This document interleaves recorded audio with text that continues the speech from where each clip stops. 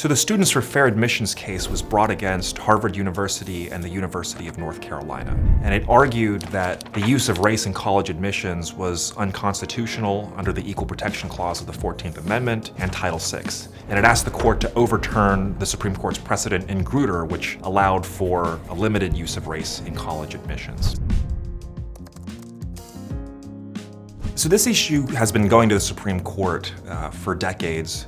And it keeps coming up because the Supreme Court both acknowledges some of the university's arguments, at the same time expresses concerns about the constitutional implications of allowing universities to discriminate against students based on their race. In the Grutter case, the Supreme Court recognized that diversity was a compelling state interest. At the same time, it also said that the harm caused by sorting students into racial categories and treating them differently was so great that these policies couldn't last forever, that they could be used in a limited duration. Students for Fair Admissions is a nonprofit organization representing Asian American students who had been rejected from Harvard and who were raising arguments that Harvard's admissions program, which considers race in the application process, treated them unfairly, that in order to increase certain demographic groups, you also had to decrease other demographic groups. Harvard is a private university.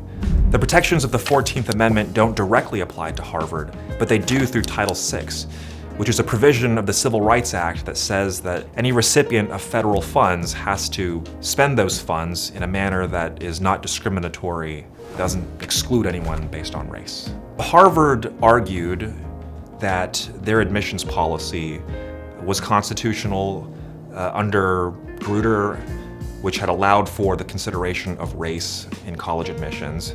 And Harvard had actually filed an amicus brief in the previous case, Bakke, where they described their admissions process as one that is holistic, that looks at race as one factor out of many.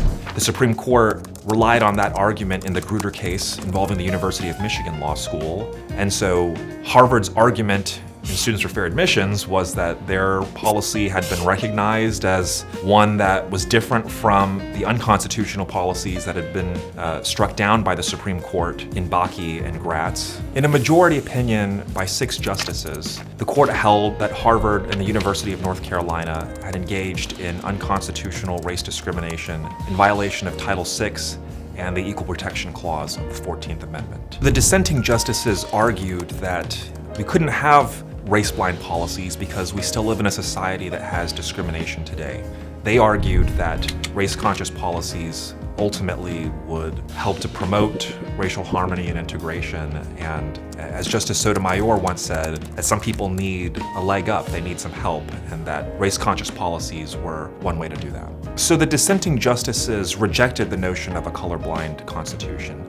They believed that some forms of race-conscious policies were still necessary and that they would be producing goods, benefits for universities and for society. The majority opinion responded that under the Equal Protection Clause, regardless of what one's motives are, discrimination is discrimination, it's unlawful, and it is harmful. That it's not possible to have a race-conscious policy that, even if it's framed in terms of trying to help some groups, if it has an exclusionary effect on people based on their race who aren't the beneficiaries of those policies, that's still unconstitutional, and that it does impose harms on Americans based on their race.